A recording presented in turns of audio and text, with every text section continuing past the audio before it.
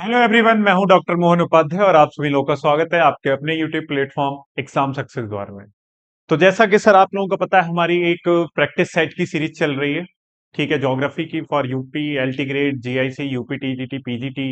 और ये हमारे PGT geography, KBS NBS PGT geography, ये सारे के सारे प्रैक्टिस सेट जो है आपके जहां भी पीजीटी का एग्जाम होगा, जहां पे भी पीजीटी ज्योग्राफी का एग्जाम है, वहां ये सब काम आने वाले हैं। आपके ये सारे क्वेश्चंस आपके लिए काम में आने वाले हैं। तो आप लगातार रिवीजन करते रहिए, लगातार डटे रहिए और पूरी की पूरी प्लेलिस्ट एक बार देख दीजिए। बहुत जबरदस्त प्लेलिस्ट है, आपको बहुत जबरदस्त क्वेश्चन इसमें मिलेंगे।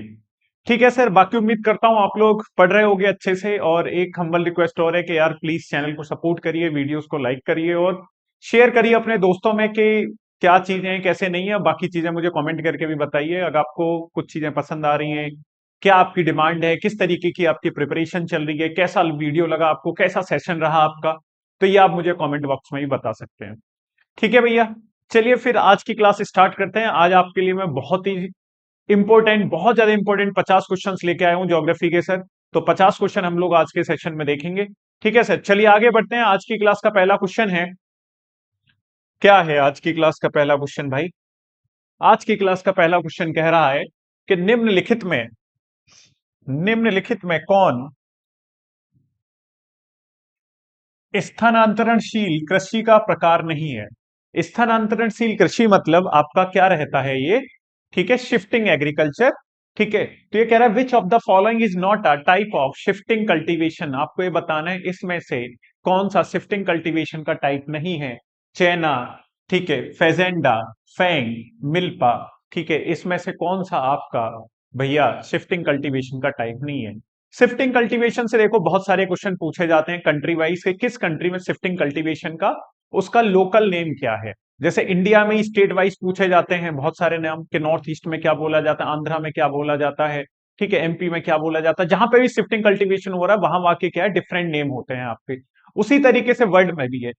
ठीक है, तो जैसे चैना है तो चैना इज अ शिफ्टिंग कल्टीवेशन। चैना जो है वो शिफ्टिंग कल्टीवेशन है, स्थानांतरणशील कृषि है। और कहां पे देखने को मिलता है ये? श्रीलंका में देखने को मिलता है। कहां पे चैना कहां देखने को मिलता है आपको? श्रीलंका में देखने को मिलता है। फेजेंडा जो है, फेजेंडा जो है ये कॉफी के बागान है, कॉफी प्लांटेशन के बागान है। ये शिफ्टिंग एग्रीकल्चर नहीं है, it is not a kind of shifting cultivation. ठीक है, तो आंसर तो आपका क्या हो जाएगा? फेजेंडा। फेजेंडा क्या है? कॉफी प्लांटेशन के लिए, कॉफी प्लांटेशन के लिए आपको बहुत बड़ी जो खेती चाहिए होती है, जो बागान होते हैं कॉफी के, जो बागान होते हैं, कॉफी के जो बागान होते हैं, ठीक है, उनको हम लोग क्या बोलते हैं? फेजेंडा बोलते हैं। और कहां पे बोलते हैं? ब्राजील में। कहां पे पाए जाते हैं ये फेजेंडा? कहां पाए जाते हैं? ब्राजील में पाए जाते हैं। ठीक है, आपको पता है कि ब्राजील जो है नंबर वन प्रोड्यूसर है कॉफी का। ठीक है, number one producer of coffee, number one producer of coffee. Brazil में एक इलाका है, एक इलाका क्या है, एक सिटी है साओ पोलो। साओ पोलो एक सिटी है, इसको दुनिया में कॉफी की मंडी बोला जाता है। साओ पोलो को दुनिया में कॉफी की मंडी बोला जाता है भाई साहब। ठीक है, एक आपका पोर्ट सेंटोस है। क्या है? पोर्ट सेंटोस है, सेंटोस पोर्ट है,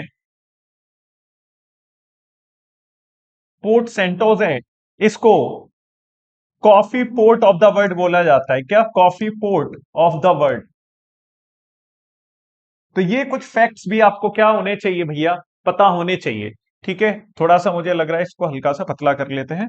ठीक है भाई, coffee port of the world बोला जाता है पोर्ट सेंटेस को। ये भी कहाँ है? ये भी आपका भाई साहब ब्राजील में है। ये भी कहाँ है आपका? पोर्ट सेंटोस भी आपका कहाँ है? ब्राजील में ही है। ये सारे के सारे क्वेश्चन आपसे पूछे जाते हैं। ठीक है, फेंग क्या है? फेंग आपका शिफ्टिंग कल्टीवेशन है। कहां पे मिलता है? फिलीपींस में मिलता है। मिल्पा कहां पे मिलता है? शिफ्टिंग कल्टीवेशन है। मिल्पा आपको कहां पे देखने को मिलेगा? मैक्सिको में देखने को मिलेगा। मिल्पा कहां देखने को मिलेगा आपको? मैक्सिको में देखने को मिलेगा। ठीक है सर, बात समझ में आ गई? कोई बात नहीं समझ में आई हो तो इसमें से पूछ लो। फेंग कहां है? फेंग आपका क्या है? फेंग आपका शिफ्टिंग कल्टीवेशन है। कहां पे मिलता है? फिलीपींस में मिलता है। कहां पे? फिलीपींस में देखने को मिलता है। ठीक है सर, चलिए आगे बढ़ते हैं। उम्मीद करता हूं क्वेश्चन आपको समझ में आया होगा। देखिए, एक क्वेश्चन कहां से बन सकता है? एक क्वेश्चन आपका यहां से बन सकता है। ठीक है, एक क्वेश्चन आपका यहां से श्रीलंका वाले पार्ट से पूछ सकता है। ठीक है, एक तो ये बनेगा ही, फेजेंडा वाला क्वेश्चन आपका वो पूछ ही सकता है। साओ पोलो भी पूछा जाता है कि साओ पोलो जो सिटी है कहाँ पे है, तो कहाँ पे ये ब्राजील में है।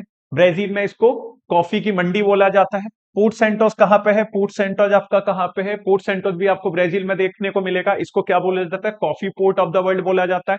एक क्वेश्चन हो गया। फिर आपका एक क्वेश्चन मिल्पा से हो जाता है कि मिल्पा जो है वो कहाँ पे होता है। एक आपका फेंग से हो जाता है। तो आपको इसी में से कम 5-6 क्वेश्चन देखने को मिल रहे हैं। ठीक है भैया, बात समझ में आ गई। चलिए आगे बढ़ेंगे। चैना कृषि मिलती है, ठीक है, तो अभी बताया था पिछले क्वेश्चन में मैंने, तो चैना कहां देखने को मिलता है आपको। ठीक है, चैना कृषि आपको कहां पे देखने को मिलती है, तो चैना कृषि आपको श्रीलंका में देखने को मिलती है। चैना कृषि, चैना शिफ्टिंग कल्टीवेशन जो है, ठीक है, वो कहां पे देखने को मिलता है आपको, श्रीलंका में देखने को मिलता है। ठीक है भैया, इंडोनेशिया में कौन सा देखने को मिलता है, इंडोनेशिया और मलेशिया में आपको लदांग देखने को मिलता है। कौन सा, लदांग। लदांग आपको कहां पे देखने को मिलेगा, इंडोनेशिया में देखने को मिलेगा। ठीक है सर, चलिए। निम्नलिखित मानचित्र प्रक्षेपों में से कौन विश्व में गेहूं की कृषि को दर्शाने हेतु सबसे उपयुक्त है, बताइए सर कौन सा उपयुक्त है। तो मॉलविड प्रोजेक्शन जो होता है, मॉलविड प्रोजेक्शन को यूज किया जाता है आपको गेहूं की कृषि को दर्शाने के लिए। किसको, मॉलविड प्रोजेक्शन को। निम्नलिखित में से कौन है विश्व की रोटी की डलिया के नाम से जाना जाता है। ठीक है, बताइए bread basket of the world, किस रीजन को हम लोग bread basket of the world बोलते हैं, जल्दी से बताएंगे सभी लोग। किस रीजन को bread basket of the world के नाम से जाना जाता है, बताइए भैया। किसको जाना जाता है, कनाडा और यूएसए को। कनाडा और यूएसए वाला जो पार्ट है, इसको bread basket of the world बोला जाता है। क्योंकि देखियो कनाडा में भी वीट कल्टीवेशन बहुत होता है, और यूएसए में भी वीट कल्टीवेशन, मेज कल्टीवेशन बहुत होता है। ठीक है, मेज भी वहां पे बहुत होती है और वीट भी आपका बहुत होता है। और दूसरी सबसे बड़ी बात क्या है कि जितना भी वीट कनाडा और यूएसए में हो रहा है, वो सब किसके लिए किया जा रहा है, वो सब एक्सपोर्ट करने के लिए किया जा रहा है, निर्यात किया जाता है। कनाडा में से तो मान लीजिए 70-80% गेहूं जो वो निर्यात कर दिया जाता है। वो लोग वहां पे गेहूं नहीं खा रहे हैं, वो बोई इसलिए रहे हैं, कमर्शियल फार्मिंग इसलिए वहां पे हो रही है कि भैया इनको क्या है, निर्यात करना है, दूसरे कंट्रीज को भेजना है हमें। ठीक है, तो इसका सही आंसर क्या हो जाएगा, कनाडा और यूएसए वाला जो रीजन है, it is known as the bread basket of the world. क्या बोला जाता है उसको, ब्रेड बास्केट बोला जाता है वर्ल्ड का। चलिए आगे बढ़ते हैं। विश्व में कपास के 3 अधिकतम उत्पादन देशों का अवरोही क्रम बताना है। अवरोही मतलब डिक्रीजिंग ऑर्डर बताना है आपको। क्या बताना है, डिक्रीजिंग ऑर्डर। ठीक है, तो चीन, यूएसए, इंडिया। तो यही पहला वाला ही सही हो गया यार, पहला वाला ऑप्शन पढ़ते ही सही हो गया। ठीक है, चीन है सबसे नंबर 1 पे, चीन है। ठीक है, फिर यूएसए है, फिर आपका क्या आता है, इंडिया आता है भैया। ठीक है, डिसेंडिंग ऑर्डर पूछा है, असेंडिंग पूछेगा तो आप नंबर 1 क्या हो जाएगा, चीन हो जाएगा। कॉटन कल्टीवेशन में, ठीक है, कपास के प्रोडक्शन में कौन नंबर 1 हो जाएगा, चीन हो जाएगा। क्लियर है दोस्त, चलिए आगे बढ़ते हैं। ये क्यूबर नहीं है, ये क्यूबा होगा। ठीक है, किस देश में किस कृषि का उत्पादन है, कंट्री है और एग्रीकल्चर प्रोडक्शन है। तो क्यूबा में क्या होता है, रूस में क्या होता है, मिस्र में क्या होता है, बांग्लादेश में क्या होता है, ये आपको बताना है सर। ठीक है, ये आपको बताना है क्या होता है। चलिए बताइए भाई, देखो क्यूबा में क्या मिलता है आपको, क्यूबा में गन्ना। ठीक है, क्योंकि क्यूबा क्या है, sugar bowl of the world. ठीक है, क्यूबा को क्या बोला जाता है, sugar wall of the world. और शुगर किससे बनेगी, गन्ने से। तो क्यूबा में गन्ना मिलता है। और रूस में क्या देखने को मिलता है आपको, चुकंदर देखने को मिलता है। मिस्र में आपको कपास देखने को मिलेगी। और बांग्लादेश वाला जो रीजन है उसमें आपको जूट देखने को मिलेगी। बांग्लादेश में आपको क्या है, जूट की खेती देखने को मिलेगी। तो ए का 4 बी का 3, ए का 4 बी का 3, सी का 1, डी का 2। Option C is the correct answer. ठीक है भैया, चलिए आगे बढ़ेंगे। निम्नलिखित में से कौन सी दशाएं कपास की कृषि के लिए अनुकूल हैं।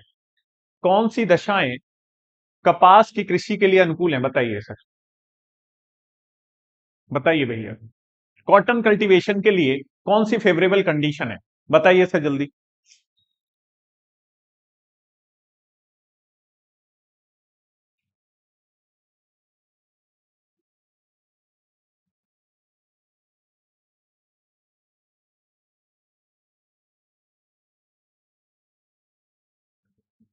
कपास की कल्टीवेशन के लिए कौन सी फेवरेबल कंडीशन है, बताइए। तो इसमें क्या हो जाएगा, ठीक है, गर्म भी होना चाहिए, क्या कंडीशन होनी चाहिए, टेम्परेचर भी ठीक ठाक, ह्यूमिडिटी भी चाहिए और थोड़ा दीर्घ ग्रीष्मकाल रीजन चाहिए हमें। ठीक है भैया, तो ऑप्शन बी जो है वो क्या हो जाएगा, करेक्ट आंसर हो जाएगा। ठीक है, चलिए आगे बढ़ते हैं। निम्न में से कौन चीनी का अग्रणी उत्पादक है इन चार में से? जैसे आपको पता है नंबर वन पे तो कौन है, नंबर वन पे तो भैया ब्राजील है। नंबर वन पे कौन है, ब्राजील है। ठीक है, नंबर टू पे कौन है, इंडिया है। नंबर टू पे कौन है, इंडिया है। लेकिन अब इसमें ब्राजील ऑप्शन है नहीं, इंडिया है, तो ऑप्शन सी जो है ये आपका सही आंसर हो जाएगा। ऑप्शन सी जो है ये आपका सही आंसर हो जाएगा। क्लियर है दोस्त, चलिए आगे बढ़ते हैं। अब बताइए, वही है कि किस कंट्री में किस चीज का प्रोडक्शन ज्यादा है, मिस्र में किसका है, श्रीलंका में सबसे ज्यादा क्या होता है, अजरबैजान में क्या होता है, दक्षिण अफ्रीका में क्या होता है, ये सब आपको देखना है। तो मिस्र में आपको क्या देखने को मिलेगी, कपास, अभी पिछले क्वेश्चन में ही करवाया था। श्रीलंका में आपको चाय देखने को मिलेगी। अजरबैजान में आपको पेट्रोलियम और दक्षिण अफ्रीका में आपको हीरा। ठीक है भैया, दक्षिण अफ्रीका में आपको हीरा देखने को मिलेगा। तो ए का दो और बी का पांच, सी का चार, डी का तीन, ऑप्शन ए जो है, ऑप्शन ए आपका क्या हो जाएगा, करेक्ट आंसर हो जाएगा। ऑप्शन एक जो है वो आपका क्या हो जाएगा दोस्त, करेक्ट आंसर हो जाएगा। ठीक है, चलिए आगे बढ़ते हैं। लदान संबंधित है। ठीक है, लदान किससे संबंधित है आपको ये बताना है। लदान है क्या, बागानी कृषि से रिलेटेड है, पशुचारण से रिलेटेड है, या फिर स्थानांतरणशील कृषि से है, या दुग्ध पशुपालन से? जल्दी से बताएंगे। Ladang is associated with plantation agriculture, pastoralism, shifting cultivation, या डेयरी फार्मिंग? बताइए भाई। तो लदान क्या है, लदान एक शिफ्टिंग कल्टीवेशन है। लदान कहां पे होता है, इंडोनेशिया। इंडोनेशिया या मलेशिया, वहां पे शिफ्टिंग कल्टीवेशन को क्या बोला जाता है, लदान बोला जाता है। क्लियर है भाई, आगे बढ़ेंगे। ट्रक फार्मिंग का विपरा है, बहुत इंपॉर्टेंट क्वेश्चन है कि एग्जाम में पूछा जा चुका है और बच्चे बच्चे को पता है। ठीक है, प्लांटेशन एग्रीकल्चर से, ठीक है, हॉर्टिकल्चर से रिलेटेड है ये आपका। ठीक है, चलिए आगे बढ़ेंगे। ऑस्ट्रेलिया गेहूं का एक महत्वपूर्ण निर्यातक देश है। क्वेश्चन नंबर 12 क्या कह रहा है हमारा। ठीक है, ऑस्ट्रेलिया गेहूं का एक महत्वपूर्ण निर्यातक देश है। ऑस्ट्रेलिया प्रमुख उर्वरक उत्पादक देशों में से एक है। सही उत्तर चुनिए। देखिए, ऑस्ट्रेलिया गेहूं का एक महत्वपूर्ण निर्यातक देश है, ये स्टेटमेंट तो आपका सही है। ऑस्ट्रेलिया प्रमुख उर्वरक उत्पादन देशों में से एक है, ये आपका सही नहीं है। तो ए सही है परंतु आर गलत है। तो ऑप्शन सी जो है ये आपका सही आंसर हो जाएगा। ठीक है, आगे बढ़ेंगे। संसार में चावल की कृषि को दर्शाने के लिए सबसे अधिक उपयुक्त मानचित्र प्रक्षेप कौन सा है? चावल की कृषि अगर दर्शानी हो, चावल की खेती को अगर दर्शाना हो तो किस पे आप दर्शाओगे? बॉन प्रक्षेप पे, बेलनाकार समक्षेत्र प्रक्षेप पे, मॉलवीड प्रक्षेप पे, या फिर साधारण बेलनाकार प्रक्षेप पे? बताइए सर किस पे दर्शाएंगे? तो हम भैया दर्शाएंगे बेलनाकार समक्षेत्र प्रक्षेप पे। बेलनाकार समक्षेत्र प्रक्षेप पे दर्शाएंगे। ठीक है, चलिए आगे बढ़ते हैं। बाकी तो भैया देखो अभी तो धुआंधार हो रखा है, आपका एलटी ग्रेड का पेपर है और जीआईसी का पेपर भी मार्च अप्रैल में होना है। और एलटी ग्रेड के बाद आप ये मान लीजिए कि एलटी ग्रेड के बाद आपका मेंस का पेपर एक डेढ़ महीने में हो जाएगा गारंटीड। एलटी ग्रेड के बाद जो आपका मेंस का पेपर है, तो मेंस की तैयारी आप साथ साथ करते चलिए, नहीं तो भैया दिक्कत हो जाएगी बहुत। ठीक है, कनाडा एक प्रमुख बसंतकालीन गेहूं पैदा करने वाला देश है क्योंकि यहां मिट्टी रेगूर है, नमी बर्फ के पिघलने से प्राप्त होती है, यह गर्म धूप में ग्रीष्म में पैदा होता है, भूमि बहुत उबड़ खाबड़ है। बताइए क्यों गेहूं पैदा होता है। ठीक है, गेहूं पैदा करने के लिए उबड़ खाबड़ जमीन तो चाहिए नहीं, तो ये तो कट जाएगा। यह गर्म धूप में ग्रीष्म में पैदा होता, सही है। नमी बर्फ के कारण पिघलने से प्राप्त होती है, सही है। यहाँ मिट्टी रेगूर है, तो रेगूर में तो आपको पता है क्या होता है, कॉटन होती है। रेगूर सॉइल में क्या होता है, कपास होती है। तो बी एंड सी आपका सही हो जाएगा। Option B is the correct answer. Option B जो है वो क्या हो जाएगा भैया, सही आंसर हो जाएगा। ठीक है, चलिए। व्यापारिक खाद्यान्न कृषि विशेषता है, बताइए। Commercial grain farming is a characteristic of, Volga के मैदान की, पो बेसिन की। पो बेसिन कहां है, आपकी इटली में है। पो बेसिन कहां आपको देखने को मिलेगी, इटली में। ठीक है, पंपास के मैदान की, या नील बेसिन की? बताइए सर, कमर्शियल फार्मिंग आपको कहां पे देखने को मिलेगी, ये बताइए सर।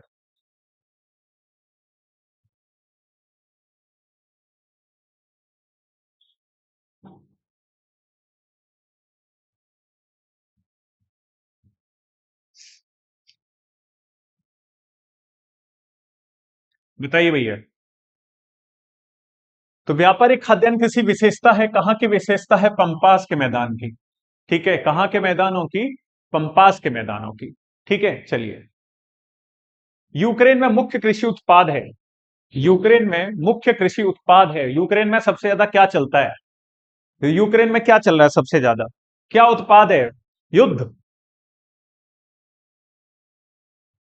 यार युद्ध ही नहीं खत्म होके दे रहा है। रशिया यूक्रेन युद्ध ही चले जा रहा है। छोटा सा देश है, वो भी हार नहीं मान रहा है। खैर, अपने इसमें जियोपॉलिटिकल एंगल हैं बहुत सारे। ठीक है, पहले ये लग रहा था कि रशिया यूक्रेन का युद्ध 1 महीने में खत्म हो जाएगा, 2 महीने में खत्म हो जाएगा। I think now it is more than 3 years, और खत्म होने का नाम नहीं ले रहा है। यूक्रेन में मुख्य कृषि उत्पाद क्या था? ठीक है, और अभी भी है। ठीक है, जिससे जब युद्ध चला वहां, तो इसकी जो सप्लाई है उसमें बहुत डिस्टरबेंस आ गया, है ना। किसकी सप्लाई में सबसे ज्यादा डिस्टरबेंस आया था? गेहूं की सप्लाई में। किसमें? गेहूं की सप्लाई में, क्योंकि यूक्रेन में भैया बहुत बड़े अमाउंट में, ठीक है, बहुत बड़े लेवल पे क्या किया जाता है? गेहूं किया जाता है। ठीक है, आगे बढ़ेंगे। संसार का सबसे बड़ा चाय निर्यातक देश है। संसार का सबसे बड़ा चाय निर्यातक देश कौन सा है? चीन, भारत, इंडोनेशिया, श्रीलंका। एक्सपोर्टर पूछा है, प्रोड्यूसर नहीं पूछा, उत्पादक नहीं पूछा है, निर्यातक पूछा है आपसे। तो इस चीज पे आप खास ध्यान दें, है ना।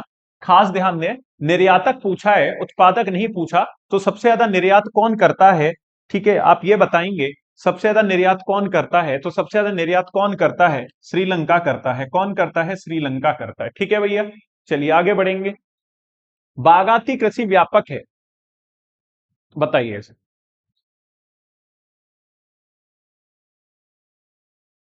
वही पूछा है, plantation agriculture is wide spreading. Plantation agriculture आपको कहां देखने को मिलता है? तो प्लांटेशन एग्रीकल्चर आपको मेडिटेरियन क्लाइमेट में देखने को मिलता है। ठीक है, जहां पे सिट्रस फ्रूट्स होते हैं आपके, ऑरेंज हो गए, लेमन्स हो गए, ठीक है, ग्रेप्स हो गए, विटीकल्चर वगैरह, ये सब आपको कहां पे देखने को मिलता है? ठीक है, ये देखने को मिलता है मेडिटेरियन क्लाइमेट में। और कैलिफोर्निया आपका कहां पे आता है? मेडिटेरियन क्लाइमेट में आता है। कैलिफोर्निया कहां पे आता है सर आपका? मेडिटेरियन क्लाइमेट में आता है। हवाई द्वीप प्रमुख उत्पादक है, तो हवाई द्वीप किसका प्रमुख उत्पादक है? हवाई द्वीप भैया गन्ने का प्रमुख उत्पादक है। हवाई द्वीप किसका पार्ट है? यूएसए का पार्ट है। हवाई द्वीप यूएसए का पार्ट है। कहां पे है? पैसिफिक ओशियन में है। यू ठीक है, कहां पे है? पैसिफिक ओशियन में है। हवाई आइलैंड कहां पे देखने को मिलते हैं आपको? पैसिफिक ओशियन में देखने को मिलते हैं।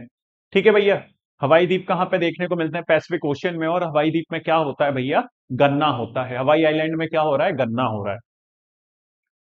कौन सा मक्का उत्पादक देशों का सर्वश्रेष्ठ अवरोहण संयोजन है? बताइए इसे। अवरोहण सबसे ज्यादा मक्का देखो अमेरिका में होती है, ये तो मान लो। अवरोहण मतलब डिसेंडिंग ऑर्डर में पूछा है उसने, आप जल्दी आंसर बता दीजिए। यूएसए, चीन, ब्राजील, रोमानिया। बताइए चार ऑप्शन पढ़ के। चार ऑप्शन आराम से पढ़ लीजिए और मुझे आंसर बताइए सर। ठीक है। ठंड बहुत पड़ रही है यार। आप लोगों की साइड में कैसी ठंड पड़ रही है? मजेदार पड़ रही है, नहीं पड़ रही? इधर तो ठंड है यार। थोड़ा सा गर्म पानी पिया जाए।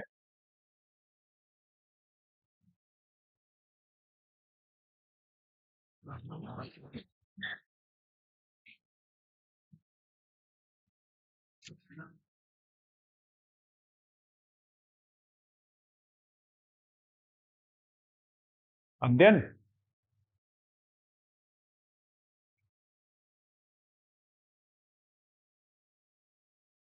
थोड़ा सा पानी पिला दो, इसमें पानी नहीं होना चाहिए गर्म करके। कैमरा होने। ठीक है भाई, तो इसका आंसर बताइए।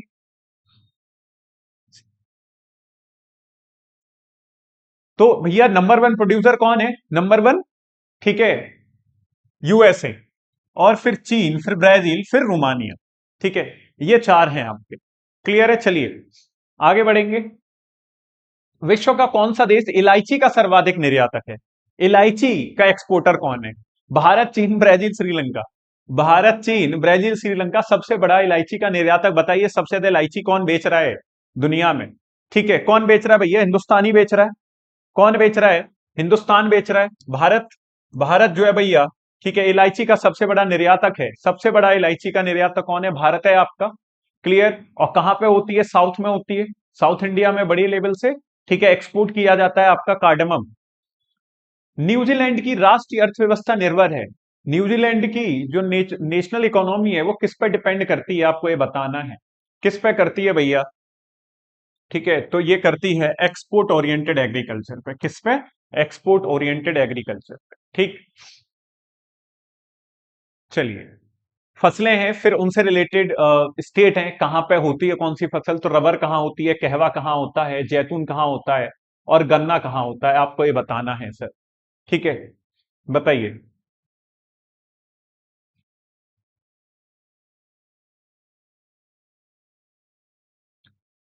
देखिए, रबर कहाँ होती है सबसे ज्यादा? मलेशिया में देखने को मिलती है। आप लोगों को रबर कहाँ देखने को मिलती है? मलेशिया में। कॉफी, कोलंबिया में। जैतून कहाँ देखने को मिलती है आपको? कैलिफोर्निया में। जैतून मतलब कैलिफोर्निया में। और गन्ना आपको कहाँ देखने को मिलेगा? मॉरिशस। गन्ना कहाँ देखने को मिलेगा? मॉरिशस में। अब आप देख लीजिए, ए का 4, बी का 3, डी का 2, सी का 2, डी का 1। Option B. Option B is the correct answer. ठीक है भैया, लो इधर। ठीक है, थैंक यू।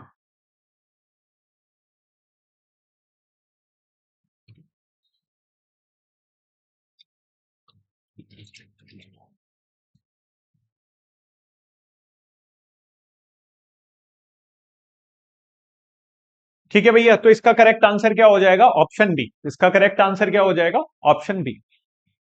चीनी निर्माण हेतु कच्ची सामग्री चुकंदर है, कहां पे है? अगर कच्ची मतलब चुकंदर से चीनी कहां पे बनाई जाती है, आपको ये बताना है। कहां पे बनाई जाती है सर? जर्मनी में बनाई जाती है। कहां पे? जर्मनी में बनाई जाती है। ठीक है, चुकंदर से चीनी कहां पे बनाई जा रही है? जर्मनी और रसा में। चावल की कृषि की जाती है। चावल की कृषि कहां की जाती है? प्रेरी घास भूमियों में, सवाना जलवायु प्रदेश में। अच्छा, ये इंग्लिश का, तो ये तो इसे तो हटा दो यार। ये इंग्लिश वाला पार्ट गलत टाइप हो गया यहाँ पे, इसको देख लेते हैं। चावल की कृषि की जाती है प्रेरी घास भूमियों में, सवाना जलवायु प्रदेशों में, लेटराइट मृदा प्रदेशों में, या जलपूरित निम्नवर्ती भागों में। कहां पे की जाती है? तो आप सभी लोगों को पता है कि चावल की खेती वहां की जाएगी जहां पे पानी ज्यादा होगा। ठीक है, तो जलपूरित निम्नवर्ती भागों में, जलपूरित निम्नवर्ती भागों में आपकी चावल की खेती की जाती है। आगे बढ़ते हैं। कहवा उत्पादन में अग्रणी देश कौन सा है? कहवा कॉफी प्रोडक्शन में, तो कॉफी प्रोडक्शन में नंबर 1 कौन है? ब्राजील है भैया। ठीक है, ब्राजील है। अब तो जल्दी जल्दी कर दोगे सारे। विश्व में चावल की कृषि के अंतर्गत अधिकतम क्षेत्रफल निम्न में से किस देश में है? चावल की कृषि के अंतर्गत अधिकतम क्षेत्रफल निम्न में से किस देश में है? अधिकतम क्षेत्रफल आपको कहां देखने को मिलेगा? ठीक है, भारत में ही देखने को मिलेगा। ठीक है, चावल के अंडर में बंगाल हो गया, यूपी हो गया, बिहार हो गया। इसमें बड़ी लेवल पे ना, बड़े एरिया में क्या हो रहा है आपका? राइस प्रोडक्शन किया जा रहा है। झूमिंग कृषि पद्धति निम्नलिखित में से किस क्षेत्र में प्रचलित है? बताइए सर। तो झूमिंग कल्टीवेशन आपको कहां देखने को मिलेगा? झूमिंग कल्टीवेशन क्या है? एक तरीके स्थानांतरणशील कृषि है, शिफ्टिंग कल्टीवेशन है। लेकिन झूमिंग कल्टीवेशन हम इसको कहां पे बोलते हैं? नॉर्थ ईस्ट स्टेट में इसको हम लोग झूमिंग कल्टीवेशन के नाम से जानते हैं। ठीक है भाई, आगे बढ़ेंगे। जैतून की सर्वाधिक कृषि कहां की जाती है? तो जैतून की जो सर्वाधिक कृषि है, जैतून की सर्वाधिक कृषि कहां की जाती है? फ्रांस में की जाती है। जैतून की सर्वाधिक कृषि कहां की जाती है? फ्रांस में की जाती है। चलिए आगे बढ़ेंगे। किस क्षेत्र में कपास की कृषि एवं उत्पादन नहीं होता है? किस क्षेत्र में नहीं होता? विदर्भ में, मालवा में, मराठावाड़ा में, मैसूर में।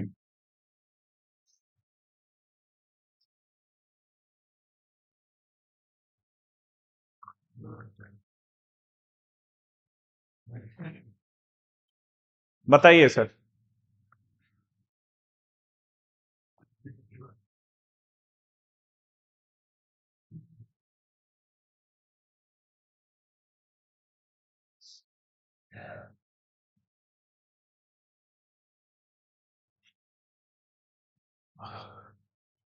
कहाँ नहीं होती? देख, विदर्भ में होती है। जो सेंट्रल प्लेट्यू है, मतलब सेंट्रल एरिया है, प्लेट्यू वाला रीजन है, वहां तो आपको देखने को मिलेगी। विदर्भ में भी देखने को मिलेगी, मालवा में भी देखने को मिलेगी, मराठावाड़ा रीजन में। मैसूर में आपको कपास की खेती देखने को नहीं मिलेगी। साउथ इंडिया में मैसूर कहाँ है आपका? कर्नाटक में है। मैसूर कहाँ है आपका? कर्नाटक वाले क्षेत्र में है। तो यहाँ पे आपको कपास का प्रोडक्शन देखने को नहीं मिलेगा। चुकंदर से चीनी निम्नलिखित में से कहां बनाई जाती है?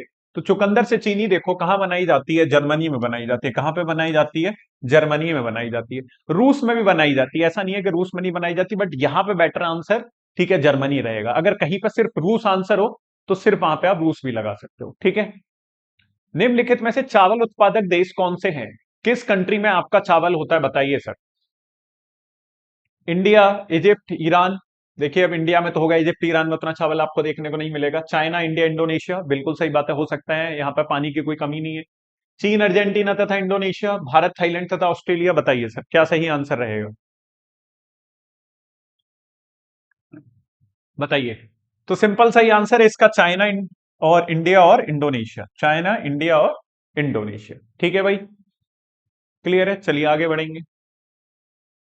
व्यापारिक पशुपालन के साथ साथ मक्का की कृषि कहाँ की जाती है? व्यापारिक पशुपालन के साथ मक्के की खेती सबसे ज्यादा कहां पे की जाती है? ब्राजील में, अर्जेंटीना में, संयुक्त राज्य अमेरिका में, या फिर कनाडा में? तो कहां पे करी जाती है भैया? संयुक्त राज्य अमेरिका में। ठीक है। मक्का बहुत बड़े लेवल पर कहां पे की जाती है भैया? ठीक है, अमेरिका में। चलिए, निम्नलिखित में से किस फसल को जल भराव की आवश्यकता होती है? जल भराव की आवश्यकता किसको होती है? सबको पता है, चावल को। किसको भैया? चावल को जल भराव की आवश्यकता होती है। जहां पे ज्यादा पानी होगा वहीं चावल पॉसिबल है। ठीक है, खेती करते टाइम जब उसको चावल को गाड़ा भी जाता है, ठीक है, तो भी उसमें पानी भरा रहना चाहिए, है ना। जब उसको बोया जाता है चावल को, उस टाइम पे क्या रहना चाहिए भैया? आपका पानी उसमें लगातार भरा रहना चाहिए।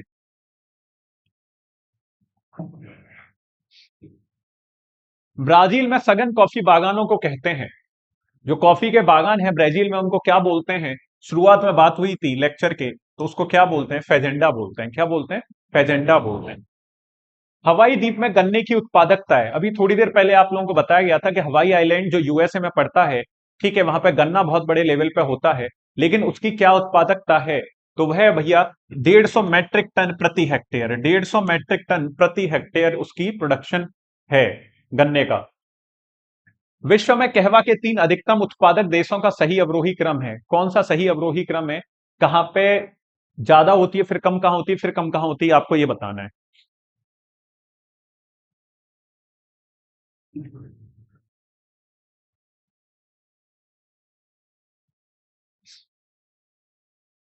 तो सबसे ज्यादा तो सब लोगों को पता है ब्राजील में होती है। ब्राजील के बाद कहां पे होती है? कोलंबिया में होती है, इथोपिया में होती है, और आइवरी कोस्ट में होती है। तो ऑप्शन डी इसका सही आंसर हो जाएगा। ठीक है, चलिए आगे बढ़ते हैं। विश्व में सर्वाधिक गन्ना उत्पादक देश कौन सा है? सबसे ज्यादा गन्ना कहाँ होता है? इंडिया में, क्यूबा में, जावा में, पेरू में? तो सबसे ज्यादा गन्ना कहाँ होता है भैया? इंडिया में होता है। सबसे ज्यादा गन्ना आपको कहाँ देखने को मिलता है? इंडिया में देखने को मिलता है। ठीक है। निम्नलिखित में से कौन गहन कृषि से संबंधित नहीं है? गहन कृषि से, बताइए सर।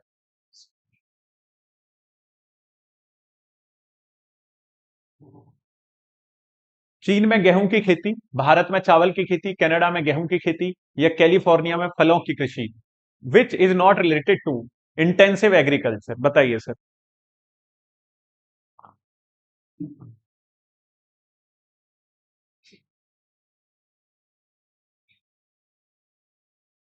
ठीक है, इंटेंसिव एग्रीकल्चर कनाडा में गेहूं की खेती, ये रिलेटेड नहीं है, it is related to the commercial farming. ठीक है, चलिए। टेरोरोसा मिट्टी कहां पाई जाती है? तो टेरोरोसा मिट्टी पाई जाती है ब्राजील में। It is good for coffee cultivation. It is good for coffee cultivation. Terra roxa मिट्टी में कॉफी की जाती है, और कहां पाई जाती है मिट्टी? ब्राजील में पाई जाती है। मिल्पा जाना जाता है, मिल्पा क्या है? एक शिफ्टिंग एग्रीकल्चर है, थोड़ी देर पहले बताया था, कहां मिलता है? मैक्सिको में मिलता है। स्थानांतरणशील कृषि के लिए जाने जाता है मिल्पा को। चलिए, किन देशों के किसान अपनी कृषि की गहनता के लिए प्रसिद्ध हैं? बताइए सर, कहां के प्रसिद्ध हैं? ब्राजील, कोलंबिया, म्यांमार, थाईलैंड, चीन, जापान, या मलेशिया और इंडोनेशिया? ठीक है, बताइए सर, जल्दी से बताएंगे सभी लोग।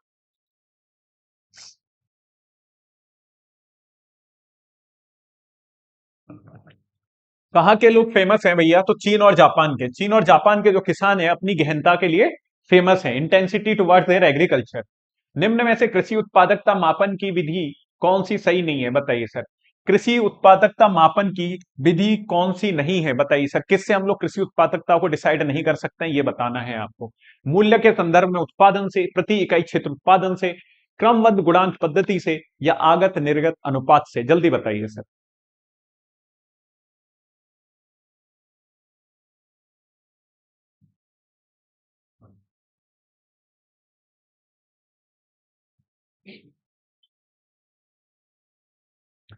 प्रति इकाई क्षेत्र उत्पादन से तो डिसाइड कर सकते हैं, क्रमबद्ध गुणांक पद्धति से भैया, आगत निर्गत अनुपात से भी, मूल्य के संदर्भ में उत्पादन से भैया कोई लेना देना नहीं है इसका।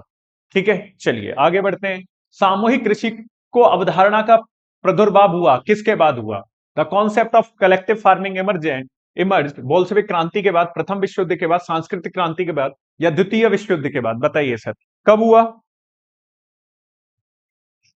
कब हुआ भैया? देखिए, प्रथम विश्व युद्ध के बाद तो नहीं हुआ, सांस्कृतिक क्रांति से कोई लेना देना है नहीं। द्वितीय विश्व युद्ध के बाद नहीं, बोल्शेविक क्रांति के बाद। किसके बाद? बोल्शेविक रिवॉल्यूशन के बाद। रशिया में बोल्शेविक रिवॉल्यूशन हुआ, उसके बाद क्या हुआ?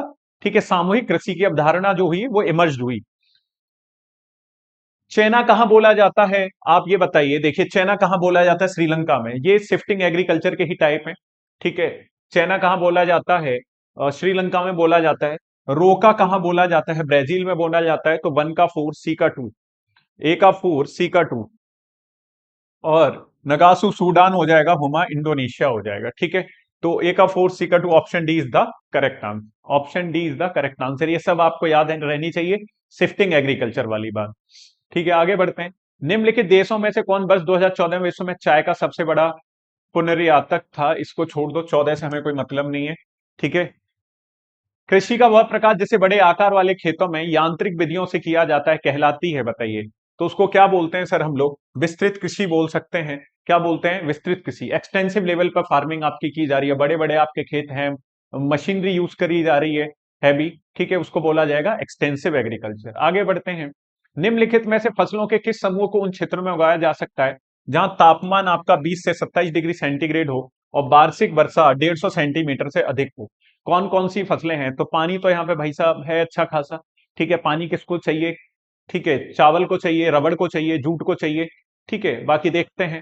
तो ये रबड़, चावल, जूट ही इसका आंसर हो जाएगा। ठीक है, टेम्परेचर भी यही सूट कर रहा है इन्हें, और पानी तो है ही है। ठीक है, इतना पानी तो होना चाहिए।